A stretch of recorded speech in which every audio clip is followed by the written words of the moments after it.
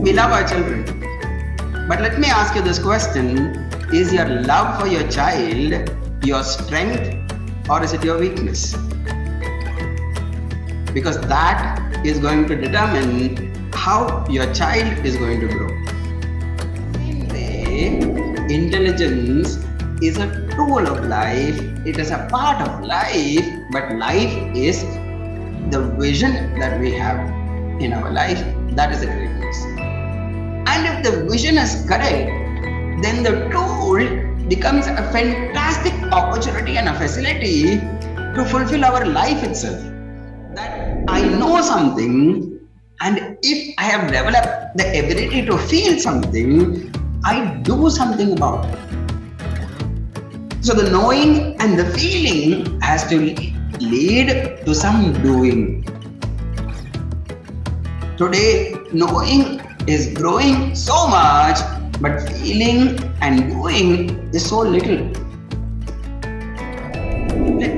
So in our culture, it is said, culture is not taught, culture is caught.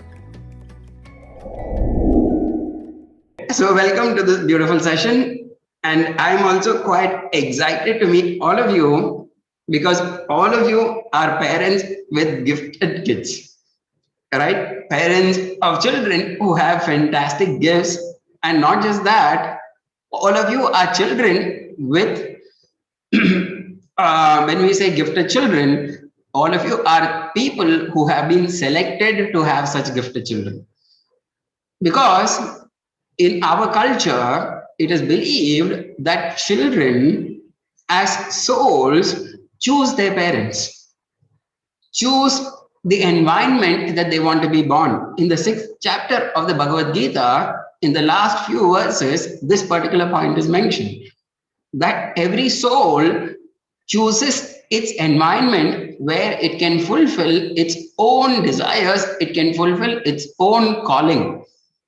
So therefore, your children are born to you not as an accident, but your children are born to you as a very, very specific desire and selection by your own children, and of course, as your own karmas by yourself. So these children are there to you because of a reason, because of a very, very specific and wonderful cause, and you're seeing that manifesting also in their lives in the form of wonderful talents that they are all displaying, in particular right now in mathematics. So the first thing is a beautiful quote that we have in Chinmaya Mission from Swami Tejomayanji. He says that what we have is a gift from God, and what we do with what we have is our gift to Him, right? And therefore, we have got our children as gifts from God, and what we help them become is our gift to God. And second, what your children have got in terms of their own talents is gift from God. And what they do with their talent is actually their gift to God. It's wonderful that our children have such great gifts. But as parents, it is so important for all of us. One is to handle the challenges that are there with gifted children, and also the responsibility of balancing their lives so that they grow on to become wonderful and beautiful personalities. The one thing that all of us are so happy about is that we have our children. In the generation before us, when I say before us, our grandfathers and grandmothers, they did not even know which class our fathers and mothers studied in, right? Suddenly father would come, maybe from the shop, or maybe from his business, or maybe from the agricultural field, and then he will ask one of the 6 children, So which class are you studying in now? And then the child would typically say, oh, I am studying in 7th standard. Okay, study well. That's all. And the child would actually grow on sometimes to become heads of state also. But today's situation and condition is very different from the independence time. We've been talking about V2 hours 2, and then it came down to V2 hours 1. And therefore, the entire emotional attention that we are pouring is on that one target. And that one child is getting all the attention for granted, and that has, of course, its benefits, and at the same time it also has its disadvantages. The idea of sharing, the idea of caring, and so many things are there, but let me start with one particular principle. I don't have to ask you this question, do you love your child? Of course, all of us love our children, and that is the most amazing thing about life. We love our children. But let me ask you this question. Is your love for your child your strength, or is it your weakness? Because that is going to determine how your child is going to grow. When does our love become our strength, and when does our love become our weakness? Let me give you the example of Duryodhana and Rashtra. In the case of Duryodhana and Dhritarashtra had weakness for his son. And he could not differentiate between his role as a king and his role as a father. And Duryodhana was Dhritarashtra's weakness. And in his case, his love for his son Duryodhana became his weakness. He just could not deny anything that Duryodhana asked for. Tears in Duryodhana's eyes, Dhritarashtra could not bear. Whether it be for the right reasons or whether it be for the wrong reasons. Second, why was Dhritarashtra's love for Duryodhana his weakness? Dhritarashtra had this weakness that he wanted to fulfill his own aspirations through his son. I did not achieve what I wanted to achieve, so I will see to it that my son achieves what I missed out. Many times we get to hear this language. What language is it? When I was a child, I did not get this. So therefore, my son, my daughter, you should have what I did not have. No doubt you did not have the comforts what you're giving your children, but you grew up fine. And you grew up very, very well. And probably the challenges that our children are made to face could be the things that is actually going to make them grow strong. In the Ramayana, there is a very interesting episode. You know, Ram, Lakshman, Bharat and Shatrughna, they were sent to Vasishta Rishi's ashram to study, right? Along with them, there were other princes from different other places. You know who was the good student, you know who was the teacher's pet, everything you know. And somebody else had a question and they told Sri Rama to ask that particular question. And what was the question? Rama asks this question to Vasishta and he says, "O Guru, we all are princes. And we all are going to live in palaces. And if we are all going to live in palaces, why should we come and study in an ashram? Rather, we think you should come and teach in our palace so that the comforts of the palace we can continue to enjoy. So this is our question. And Vashishta Rishi, he answers and he says, hey Rama, this is not your question because you will not ask such a question.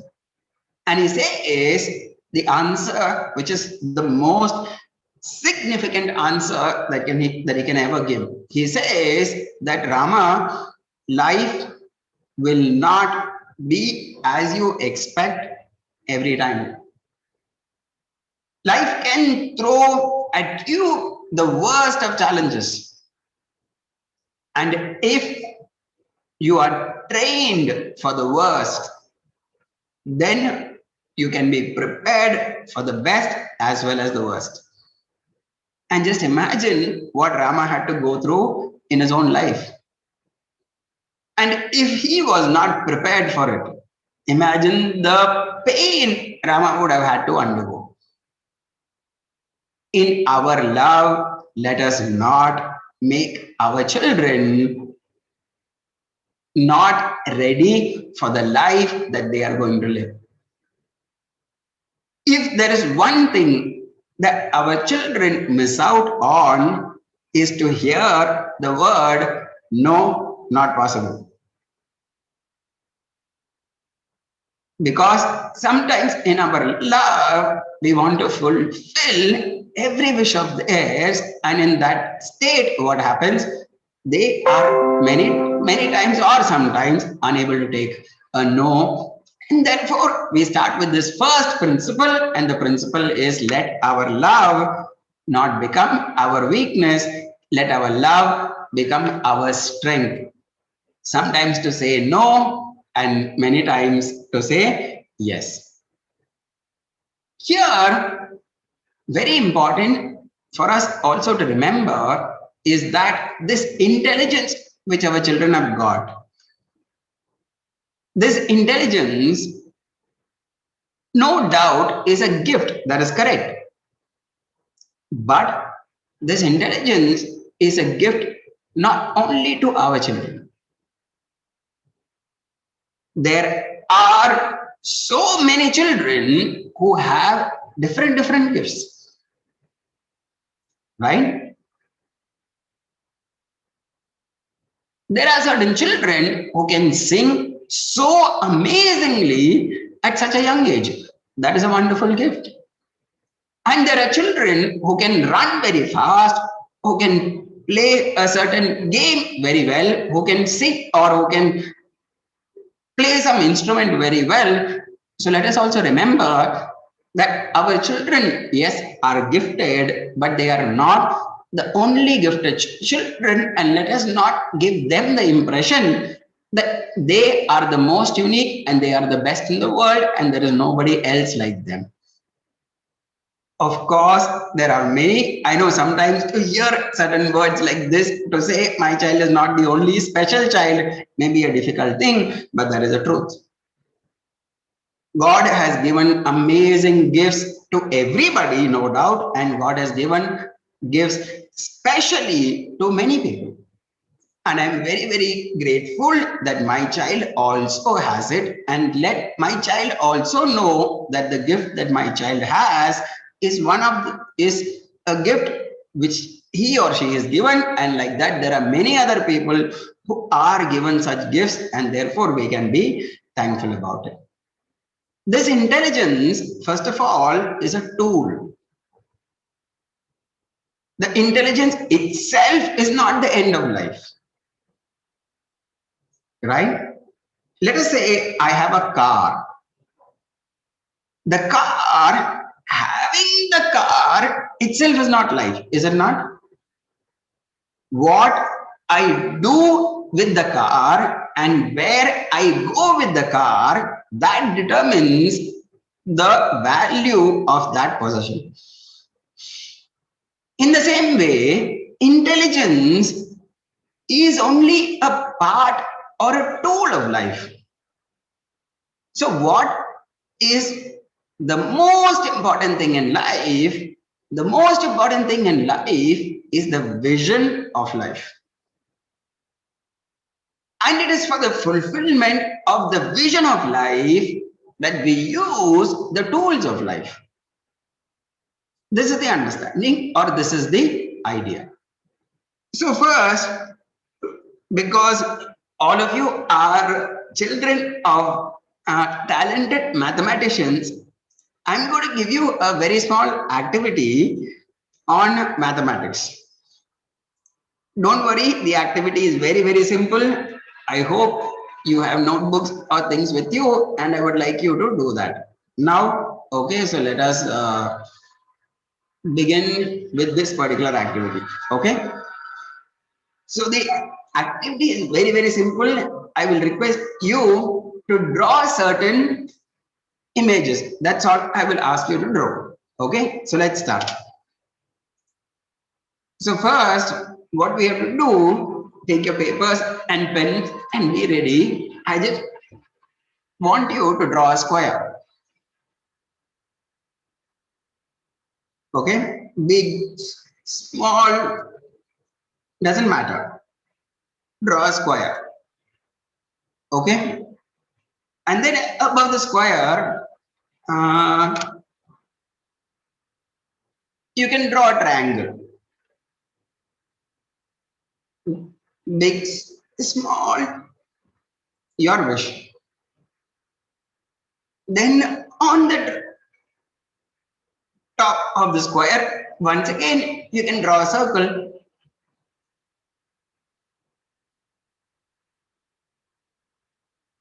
Done? Okay. Next, in the square, draw one rectangle in the square. Swamiji, okay.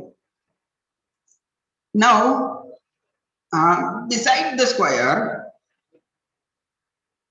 draw one rectangle, another rectangle beside the square. Okay. Then um,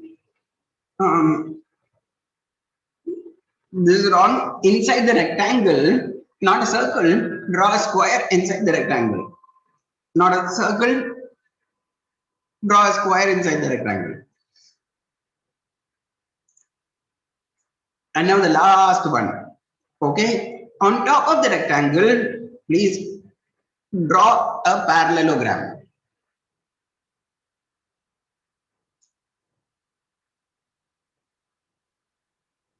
Finished? That's all. Activity is done. Fantastic. So my question is, what is that? What is that? When I ask you this particular question, some of you may be quite surprised. What is it? It is just figures, right? But now let me show you. I'll ask the same thing. What you did, I'm going to do now. Okay. So first is what? Draw a square. Second one, draw a triangle. Third one, draw a circle. Fourth one, draw a rectangle inside the square. Fifth one, draw a rectangle beside the square. Sixth one, draw a square inside the rectangle. And seventh, draw a parallelogram. What is this? Swamiji, I think you cheated us. You really cheated us. You should have just told us that you're drawing a house and we would have done it. Is that not right? So my question here is, what was missing? Right? What was missing? The very simple thing that was missing was the vision was missing. Is it not? Right? If only all of us were told, listen, We are going to draw a house. Now please draw a square. Please draw a rectangle. Please draw a triangle. We would have all done it. In the same way, intelligence is a tool of life. It is a part of life, but life is the vision that we have in our life. That is the great news. And if the vision is correct, then the tool becomes a fantastic opportunity and a facility to fulfill our life itself. Otherwise, the tool sometimes becomes the biggest hurdle for us to live and succeed and grow in life. Because with a wrong vision, the tool becomes the greatest weapon for a person. And with the right vision, the tool becomes the greatest service for a particular person. So the point is, along with the intelligence, we as parents also need to inculcate in the children the right vision of life. So, you're talking about vision of life. Is Vinay going to conduct another course for it?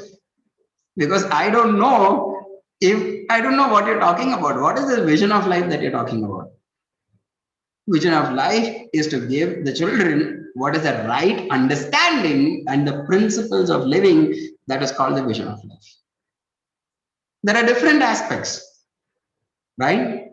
But first, let us talk about the very fundamental aspect of our life. And the first point is that life is a whole. Not H-O-L-E, W-H-O-L-E. Life is whole, and therefore we have to live a whole life. This is extremely important. Swamiji, we are all living a whole life. Really? Let us ask ourselves whether our children are living a whole life or not. We as individuals have different aspects of our personality. Are our children engaging all the aspects of their personality? Because the person has to grow as a whole and not in parts. Imagine somebody who has long hands but has a very, very small head. That's called imbalance, is it not? So to a person let us say, has a very big head but has a very small heart. That also is called imbalance. Something in particular has grown because we have fed it, but some other aspect of the person has not grown because we have not fed that aspect of that person's personality. So therefore, we'll have to see that all aspects of the person's personality is developed properly, and we give sufficient balanced inputs or time and facility for development of the entire personality. So how do we do that? What are the different aspects? First one is the physical aspect, right? Swamiji, my daughter, she can do mathematics for 6 hours a day. But ask her to get up and touch her toes or go out for a walk. I'm telling you, I can straighten the Leaning Tower of Pisa, but I cannot get her to go for a walk. Right? But then my child can grow up in mathematics with a very, very weak physical structure. Right? And when they grow up, how do they enjoy life when their body is not in proper shape, when their body is not healthy? Is it not? And therefore, as much as I'm feeding the mathematical hunger for the child, it is important for me also to focus on their physical health, and it is important. So, therefore, to include an aspect of the child's time every day in exercise is also very important. But for that, let me speak about something even more fundamental. When we talk about life as a whole, there are three aspects we'll have to think about life as a whole. One aspect is about knowing, and our children are getting to know so many things, and with the internet boom, they are telling us so many things. So, in terms of knowledge, our children are doing amazingly well. So, the first aspect is called knowing. The second aspect is called feeling. To feel and to develop sensitivity when they hear something, when they know something is happening, then to feel the sensitivity in their heart is the second aspect, right? And that has to be developed. So, first aspect is the head, and the second aspect is the heart. The third aspect is that I know something, and if I have developed the ability to feel something, I do something about it. So the knowing and the feeling has to lead to some doing. Today, knowing is growing so much, but feeling and doing is so little. Let me ask all of us, we'll have to ask this question to ourselves. We are hearing news about corona so much, and I'm sure our children are also hearing so much news about the corona, the pandemic that is going on, right? And our children are brilliant children. Did our children feel for the suffering of other people? And then the question is, what did my child do to annihilate the suffering of somebody? If my family, someone was affected by the pandemic, then I feel. Then is my feeling so self centered that I can't feel for someone else? And therefore, it is important for our children to develop this ability of sensitivity, not only when it is connected to oneself, but it expands beyond oneself, and that goes, the heart goes out to help and annihilate someone else's trouble as well. And then that person becomes a true contributor to the entire society, right? So, knowing, there has to be feeling, and there has to be doing.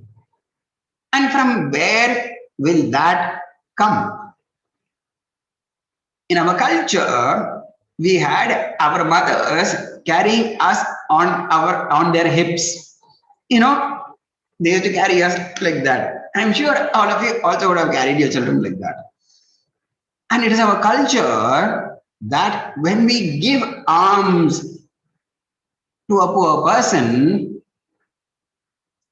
we should carry our children like that and then give alms to that poor person. And what is the reason? That our children, right from their young age, see and learn, this is how I am supposed to live life. I am supposed to share what I have to the poor people when they are in need. So in our culture, it is said, culture is not taught, culture is caught. So what is the culture of our house that becomes the culture of our child. So, what culture all of us are creating for our children in our own homes, that's extremely important. And there are many sacrifices sometimes we as parents have to make so that the right cultural ambience is created for our children. In CIRS, there was a particular time when students in class 5,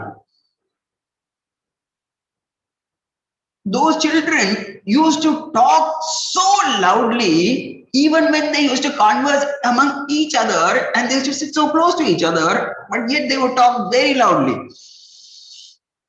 So one child would ask the other child, "Oh, did you do your homework? Arey, I'm sitting next to you. Why you shout?" And the other child would say, "Of course I did." I mean, it would be so loud. And then when these children went to sixth standard, they all became fine. They stopped talking so loudly, they started speaking normally. So we noticed this for 2, 3 years, and then we understood. What we understood was there was this one maths teacher, and this maths teacher was their class teacher. And she had the habit of speaking loudly. That's it. She never told the children, speak loudly. She just spoke loudly, and the children caught that culture. And when that influence was gone, the children became fine. Culture is not taught, culture is caught. And therefore, what our children, and especially our children, because they are more observant and they are more bright, what they see is what they are going to become. And therefore, what we are is going to become a large part of what they are going to be. How many of us can tell our children? This is a very tough question to ask. But I would like to ask the question, how many of us tell our children, listen, become like me? Many of us tell our children, hey, don't become like me. Is it not? But why so? That's the question. If the child cannot develop the hope to become something good and great looking at us, from where is the child going to develop the hope of becoming great? My mother, my father, who's my great ideal, they themselves cannot live like that. Where am I going to live like that? Is it not? Till the age of 5 or 6, the mother is superwoman and the father is none other than Superman. The moment teenage hits in, earlier it was 11, 12, 13. Today teenage hits at 7 or 8. And the child asks, Mommy, I thought you know everything. Looks like not really. Daddy, no. And then everyone except daddy and mommy are fantastic. Is it not? But why? It is so important that we inspire our children through our living and through our actions. So when we talk about the child exercising, it is so important to see the parents exercising. It's true, is it not? All of us know exercise is good for the body. All of us know. But knowing is not doing. Doing alone is doing. Is it not? Wanting to do exercise does not reduce 1 gram from our body. Doing alone will create that change. So too, interventions alone will bring the necessary changes in the child. Wanting the change alone will not bring the change. So, what kind of interventions do I need to do so that my child can develop those traits? It is important that those changes need to happen. And many times the change needs to happen in the culture of the family and in the culture of the home. Why do I say this? Because we have 550 children who study with us in CIRS and ask what time does the child wake up in CIRS. Students from class 5 to class 8, they wake up at 5 or 4:50 in the morning. And let me tell you, every day they wake up at 4:50 or they wake up at 5 in the morning and they're ready for their jogging, which starts at 5:30 in the morning. And how many children are these from class 5 to 8? Out of the 550, it's almost to 80 children. The school manages to wake up 280 children, and in each hostel, we have around 40-50 children and one resident parent. We call them resident parents here. One resident parent manages to wake up 40 children. And let us come to the home scenario. No, Swamiji, let's not come to the home scenario. But why? Because that's the important question. We have established a culture, and therefore the culture becomes natural to the children. And what we manage for such a large group of children is because the entire school is geared into that. And what an entire school can do for such a large population, if we can do it for 4 people in the family, 3 people in the family, 5 people in the family, the entire family gets benefited. And not only that, when the children go back home for vacations, that is the most amazing thing. The families which have the culture of waking up early, in those families, the culture of the child continues. And in those families that do not have the culture of waking up early, the child loses the culture. And unfortunately, the child starts believing that waking up early is to be done not in life, but in CIRS. So in CIRS, we are supposed to wake up early, but not for life. See, are we able to understand what culture we create is so important? I'm only talking about the physical aspect. Now let's talk. I mean, the children that all of you have are between ages 9 to 11, 9 to 12, and this is such an important period because right now they're going through their teenage.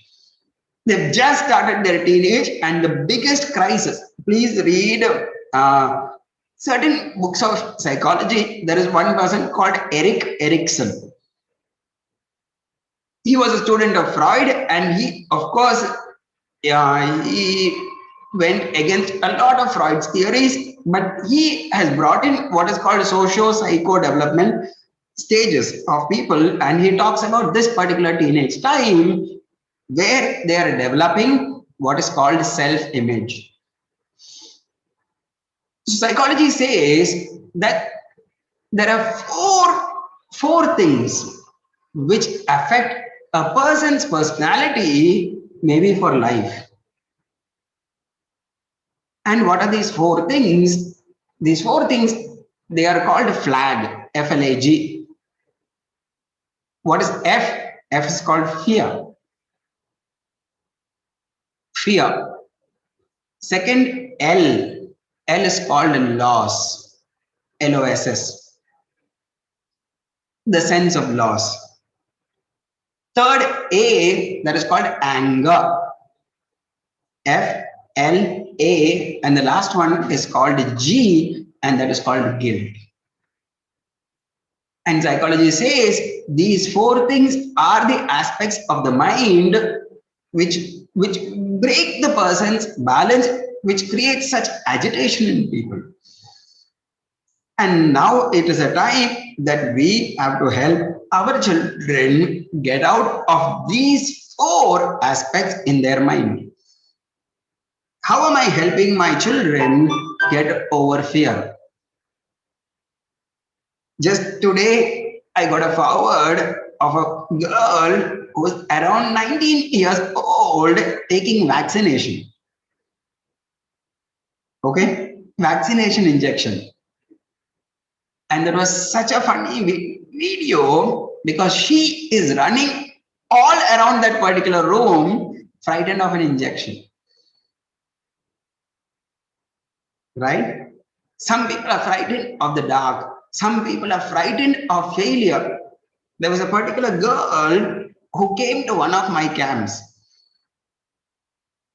She was sitting right in the front, and then I requested her, please come up and talk about your interest in front of the audience.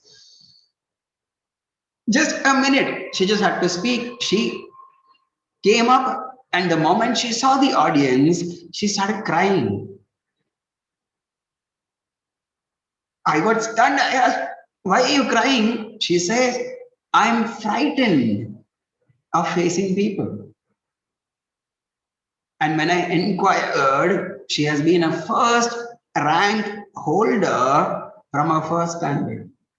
And now she was in ninth standard.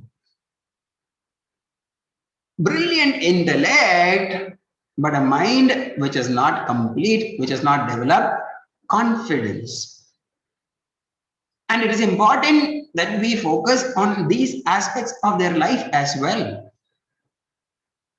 At the same time, the sense of goodness, the sense of confidence, the sense of feeling that yes, I'm a good person, I'm a wonderful person. That sense, if it develops, then that goes on for their entire life. So the second is the emotional personality. The third is their intellectual conviction, which we'll talk about. And the fourth is their spiritual aspect as well. And all these together is what creates a wholesome personality. So here you see our children are fantastic. Their intellect is brilliant, great. They can do analytical thinking, critical thinking skills, amazing. Now the point is, how do we keep it going that way? What tools are we adopting for their minds to remain so strong and so powerful? If there is one tool which can keep their entire brain so powerful and so active, that is called meditation. And today it is sold all over the world by the name mindfulness. Good marketing strategies. Right? And what do they teach the children? Take one small dry grape, black dry grape, and then put it in your mouth and keep it for the next 15 minutes and feel it. It's called mindfulness. So feel the taste, feel the smell, feel the texture, etc., etc., and that is called mindfulness. And of course, it does help the brain. But ask the child, what is the benefit of tasting a grape? Right? In our culture, our methods of meditation makes the person not only mindful, also makes the person noble, also makes the person complete and wholesome. And it is important that we teach our children the practices. For example, have you ever wondered, is there one practice which is given to all of us for entire life? There is a practice that the moment we start education, we are told practice the japa of Gayatri Mantra. And these tools are those that keep the mind so brilliant. It is said there are different parts of the brain, and it is said meditation research has been done, and they've said meditation directly impacts four aspects of the brain. It has a direct impact. They found out that first, people who meditate, for them, what is called the prefrontal cortex, that grows much bigger than for a normal person. It is the prefrontal cortex which helps in analytical skills, reasoning skills, decision-making skills. Therefore, meditation becomes a practice for developing that. Second, to analyze, we also need a lot of data. And there is this aspect of the brain which is called hippocampus, which is the reason for memory, and it has been found that people who meditate, the hippocampus becomes thicker. And therefore, they can retain more knowledge than anyone else. The third aspect, which is so important, that is called insula. Please Google and find out. And insula is that part of the brain which is so important for self-awareness. Who am I? What am I? What is my role? How do I look at myself? Am I good? Am I bad? Am I talented? Am I confident? Self-awareness grows from insula, and that insula becomes stronger in people who meditate. And the fourth aspect is very interesting, and that is the amygdala. What is amygdala? Amygdala are two glands that we have near the ears, and amygdala is responsible for secreting certain hormones in situations, especially in situations of threat. When we are faced with a threatening situation, we usually use two responses. One is called a fight, and the other is called a flight. These are the two responses, right? And what happens is, when we are faced with such a situation, the amygdala takes over the brain.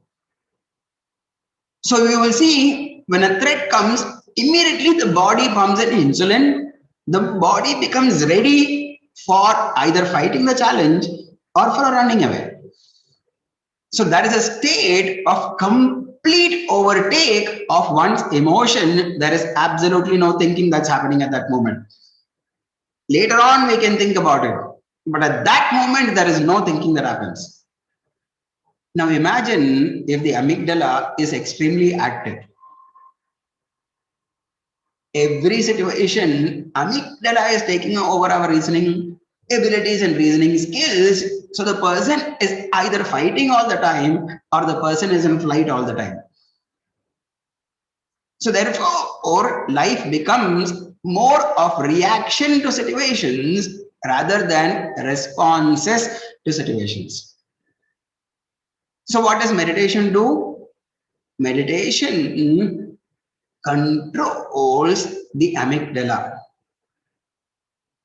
And meditation makes the amygdala, what do we call that, more restrained. So therefore, in situations, what happens, it gives us the time to think over situations instead of reacting to them. The brain is not kidnapped by amygdala immediately. So children who meditate are not given into anxiety attacks. Children who meditate are not given into panic attacks. Children who meditate are not given into tantrums. All these are situations where their emotions have taken up. In the course of education, I've also seen children who become so afraid of certain situations like examinations. Many of you would have heard this particular situation, may not be with your children, but with some else's children or in some other situations. May not be academic. I was there and I don't know what happened. Or I could not perform. I became so frightened. I don't know what happened. Now, in a situation, if I don't know what happened, who else is supposed to know? Somebody, certain statements are such funny statements. People say, if I get angry, even I don't know what I will do. Then I turn back and ask them, if you don't know what you will do, who's supposed to know what you will do? You're supposed to know what you will do, right? That's the whole point. And therefore, such practices are also to be given to our children along with practices of analytical skills. What I'm trying to say is that life is so much more and life is so much whole rather than one particular talent which the child has. And if I believe my child will be fine because he's excellent at mathematics, it is like saying my child is fantastic because he can run 100 meters very well. Ability to run 100 meters is a skill. Ability to do 50 pull-ups, let us say, is a skill, and that alone may not make life wonderful for children. Life is much, much bigger, and therefore, along with mathematics, a lot of other aspects also has to be developed to our children. So in our vision, the point that I was trying to make is life is a whole, and therefore live a whole life. The next point about our vision, the second point about vision is vision should become bigger than ourselves. That is important. Our children are going to become successful, no doubt about it. Because they are gifted, they will shine well and they will do well and they will become successful, no doubt about it. But then, is their success going to become significant? That is a question. So, what do we mean by saying success has to become significant? Success is significant when my success impacts the life of other people. I was serving in a center called Nagapattinam before I came to CIRS. And I was a very young person at that time. I used to go to different small shops for buying some materials. Sometimes a photocopy shop, sometimes you have that small ironing, booth. They have that thing like that. I used to go, and in many of these shops, I used to see the photograph of one man put up in that particular shop. So like this, I went to some 40, 50 shops and I saw this man's photograph there. And I asked them, who is this man that you put photographs of in all these shops? And these people said, this man was an advocate who used to live in this Nagapattinam. And I said, so what? Why have you put up this photograph? So he said, so these people told that when we were without jobs, when we were in poverty, we went to this man. And this man did not give us anything. He gave us money to set up these shops at different times. And I asked, what did he ask in return? So good investment. Those people said, no, he didn't ask us anything back. He just said, live your lives well. And he gave us the money to set up this particular shop.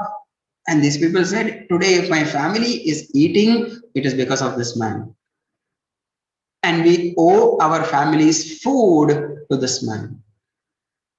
I was touched. And this is called success becoming significant. That my success becomes of benefit to so many people around me. That is true success. And if our children can develop this vision, can develop this idea that in my success, so many people should achieve, so many people should succeed, their vision should include so many other people, then that is great. And for that purpose, one amazing tool is storytelling. I asked a few colonels in the army, because we are also into empowerment of people. The army is also into empowerment of people. So I would always ask them this question: how do you bring so much courage into those soldiers? I've heard, I mean, I even spoke to certain people who served as spies in the army. And I used to ask them the question, what if we are caught? What will happen? They say, we will be tortured. And I would ask them, how will you be tortured? And they said, what will happen? They will take our hand and they will, what do we call that? Hit a nail through our palms. I was shocked even hearing that. And he said, so the moment they take our hand, we will give our hand. So no struggle. So either they will hit nails through our palms or they will pluck out our nails. This is what will happen. Then I asked them, how do you manage? How do you bear this? Won't you break down? They said, no, we won't break down. Won't you tell your secrets? They said, no, we won't tell our secrets. And then I asked the colonels, how do you do this? How do you bring in this kind of feeling to the people, to the soldiers? How do you do that? And you know what he said? He said storytelling.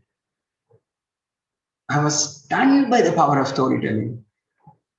So they would narrate the stories of the soldiers before them. And this power of storytelling had such impact on the soldiers that the soldiers would want an opportunity to face such a situation. That is the inspiration that they have.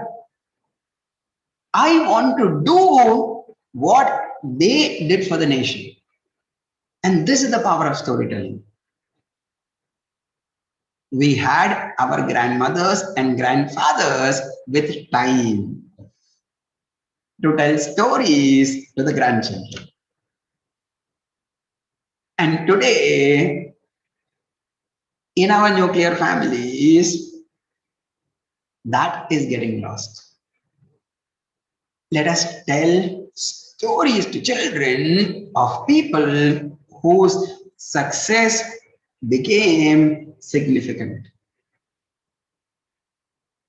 All of you know the story of Anand Kumar, is it not? Super 30. A man who could not go abroad because he did not have money, though he was selected. Today, he is creating IIT students ready for IIT exams, and what amazing work he is doing. One man, he's changing lives of poor people. Talk to them about Uddhav Bareli. Uddhav Bareli is an innovator who has more than 80 innovations in his name. And his innovations, companies want to buy at such high prices, crores of rupees. And he refuses to sell it to these big companies because he wants the poorest of poor to use those innovations. What nobility in their minds. Or talk to them about Arunachalam. You all must have seen the movie Padman, right? Who created things for the poor. This way, children will get the understanding that my success also has to become significant. And then let me ask you this particular question and I will finish with that. Okay? You have to tell me, actually, we could have created an opinion poll for you. It's a small group, so I can ask all of you. Think honestly and tell me what succeeds in today's world. Is it goodness or is it smartness? What succeeds in today's world? Thank you. So let me ask you this particular question. There are a lot of women here, so I will ask the woman this particular question. Okay? Imagine. I want you to imagine. Okay? Imagine the time before your marriage. Swamiji, please don't remind us. Oh, no, that's not the idea. Okay. Imagine a time before your marriage. And imagine that you had the opportunity to choose your husband. Who should be your husband? Okay, you had the opportunity. Swamiji, my husband is also listening to this. Doesn't matter. It's only imagination. I'm sure he will also understand. So just imagine. And the husband you wanted, that person will marry you. So you just have to wish and it'll happen. Okay? That kind of opportunity you had. So at that time, one man comes in front of you. And this man is 6 feet tall. Handsome guy. Amazingly handsome guy. He's got square chin, right? Amazing skin, good looking. And not only that, he's got six pack as well. Not family pack like us. Six pack, right? Well dressed. Not only well dressed, he comes in his Lamborghini. Okay? He's come in his Lamborghini and what he earns a 7 or 8 figure salary every month. Every month, this is what he gets. Okay? And then, what is the biggest thing? The biggest thing, he likes you also. Swamiji, such a person liking me. No, this imagination, right? It's a go on, doesn't matter. And he likes you also. So my question is, how many of you will marry this person? If some of you are shaking your head and saying no, I feel very sorry for you. You get such a guy and you're missing such an opportunity. How many of you will marry such a guy? 6 foot, six pack, Lamborghini, 6 figure salary, and he likes you.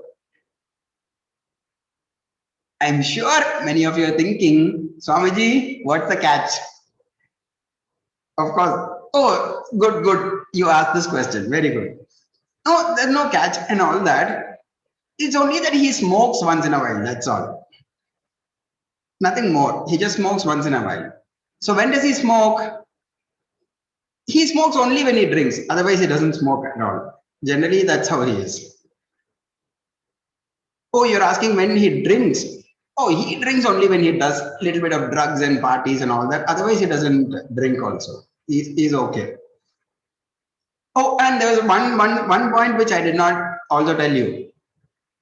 The way he likes you, he likes 4 other girls also. No other thing. Swamiji, right? And I'm very sure none of you will want to marry this guy. This guy is smart, but this guy, in your sense, is not good. Is it not? So, what wins? Smartness or goodness?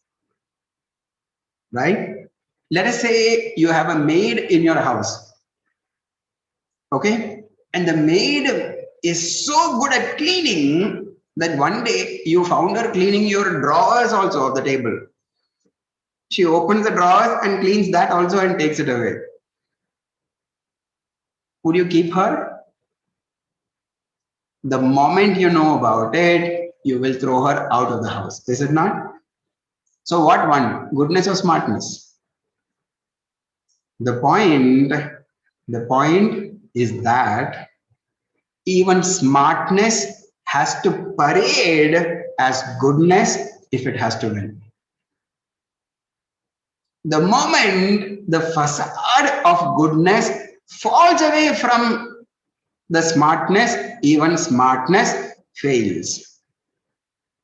Is it not? So, what truly wins? Goodness truly wins.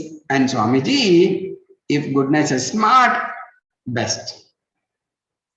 So, what truly wins when we ask goodness with smartness wins? And if this is our conviction, then we will want our children to be good people more and then equally smart as well. Let us want our children to be good. Don't we tell our children, don't show your smartness to me. So, what are we trying to say? Show your smartness to other people. Is it not? No, that's not what we want. Let our children know to be good. Let our children know to be kind. Let our children know to be sensitive. Let our children know to be polite. And then let our children also learn the greatest value, and that is gratitude. What they have got is a gift. And that gift they've got from God, they've got from their teachers, and they've got from their parents. This year, this particular year, was supposed to be the year for Olympics. In fact, it was supposed to be last year, it was postponed to this year, right? And even this year, it doesn't look like any Olympics is going to happen. Imagine those athletes who are the best in the world. They are fantastic, they are the best in the world, and they have no opportunity to win the medals which they are capable of. They have given their entire life for it, but yet no opportunity. And that is what it is going to be. Is it not? And 1 year, 2 years of not having the Olympics is going to impact their skills so much. It is going to change so much. Sometimes, for some people, it is going to be their entire life's loss. Is it not? Skill is God's gift, and opportunity is also God's gift. And if our children can remember that and feel grateful and express gratitude, then their life is taken care of. So every moment, let our children expressively show gratitude. You know, in all Thanksgiving notes, right? People say something which is all very funny. I keep laughing at a lot of things. People say, I have no words to thank you. Then I ask them, how come criticism comes so much for you? Automatically it comes, you've got 1,000 words to tell. Right? Only when gratitude comes, you can't speak. Rather, it should be the other way around. It should be that thank you should express so freely, and criticism should be measured. So let us train our children to express gratitude in thought, in words, and in action. To whom? Let it start at home. Let the children learn that what they get at home is a privilege. It's not to be taken for granted. Let them thank their mother. Let them thank their father. Let them thank their brothers, their sisters, because it's a privilege. At the same time, let them thank God. Let them thank their teachers. Ask children today, what good did you do? Ask them these questions. It is okay to ask them, did you score well today? Did you get the first rank? Did you do? That's okay. But ask them, what good did you do today? How many people did you help today? What did you share with others today? And then we will see that our children grow up to become what we want to give as gift to God. They are the gifts that God has given to us, and let us give God back the best gift. These are some ideas which just came to mind, and I thought I could share with you. All of you are parents, and I know parenting is not as easy as talking, right? It has its own challenges, but then it is such a sweet experience, and I'm sure all of us are doing a wonderful job, and we will carry it forward with so much joy and so much happiness.